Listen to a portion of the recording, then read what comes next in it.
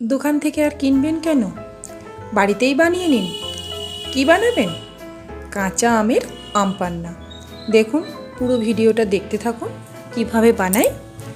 এখানে আমি কাঁচা আম নিয়েছি, ভাজা জিরে গুঁড়ো নিয়েছি, চিলি ফ্লেক্স নিয়েছি, নুন, বিট লবণ, চিনি আর পুদিনা পাতা, আর আছে 1 ইঞ্চি মতো আদা। তো এইগুলোই লাগবে আমাদের আম পান্না বানানোর জন্য। তো আমের সংখ্যা কিন্তু কম বেশি করাই যায়। আমগুলোকে এখানে আমি 2টো নিয়েছি। যদি মনে হয় যে হ্যাঁ আমি অনেকটা পরিমাণ বানিয়ে ফ্রিজের মধ্যে স্টোর করে রাখবো, তো সেখানে 4 থেকে 6টা এরকমও নেওয়া যাবে। তো এটাও কম ছিল না, অনেকটা পরিমাণেই হয়েছিল। তো আমের আমি এগুলো খোসাটাকে পিল করে নিলাম, দিয়ে আমি এখানে টুকরো টুকরো করে কেটে নিয়েছি। এরপর একটা প্রেসার কুকারের মধ্যে আমি আমের টুকরোগুলোকে দিয়ে দিচ্ছি, আর দিয়ে দিলাম চিনিটা।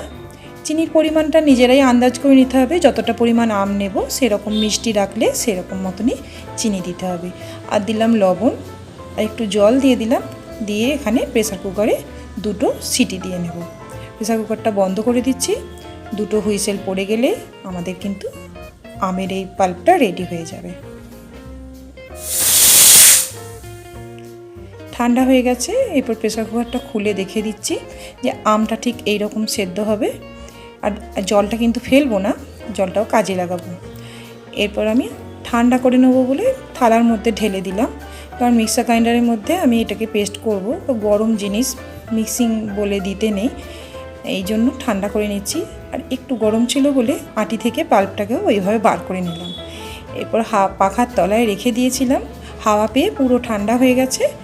মিক্সিং জারের মধ্যে ঢেলে দিলাম, দিয়ে দিলাম অনেকটা পরিমাণ পুদিনা পাতা। আসলে বাড়িতে কিছুদিন তো ছিলাম না, তো পুদিনা গাছগুলো পুরো শুকিয়ে গিয়েছিল, এটা একটুখানি ছিল। 1 ইঞ্চি মতো আদা দিলেই হবে। আর দেব বিট লবণ, নর্মাল লবণও দিতে পারি যদি মনে হয় যেখানে লাগবে। চিলি ফ্লেক্সটা দিয়ে দিলাম, আর এখানে দিলাম জিরে গুঁড়ো। তো চিলি ফ্লেক্স আর আদা দুটোই কিন্তু ঝাল লাগে, তো এটা খাওয়ার সময় কিন্তু গলায় একটা ঝাঁঝালো ভাব লাগবে। তো চিলি ফ্লেক্সটা আর একটু কম দিলে ঝাঁঝটা কম লাগবে।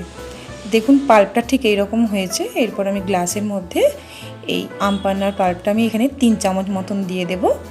3 চামচ দিয়ে এখানে আমি ফ্রিজের ঠান্ডা জল ইউজ করলাম। চাইলে এখানে বরফের টুকরো ইউজ করতে পারেন, তো আমার বরফের টুকরো ছিল না, আমি কিন্তু ফ্রিজে নর্মাল এমনি জল ঢুকিয়ে রেখেছিলাম। সেই জলটা যখন ঠান্ডা হয়ে গেছে তখন এটাকে আমি এর মধ্যে ঢেলেছি, দিয়ে মিক্স করে নিলাম।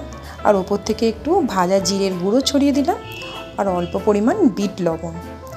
তো এই দুটো দিলে আমের সঙ্গে পুদিনা পাতার সঙ্গে যে টেস্টটা ডবল হয়ে যায়। তো সাজানোর জন্য একটা পুদিনা পাতা ওপর থেকে দিলাম, আর অবশ্যই একটা আমের স্লাইস দেব, যেহেতু আম পান্না। এটা সম্পূর্ণ কিন্তু পরিবেশনের জন্য। ধন্যবাদ।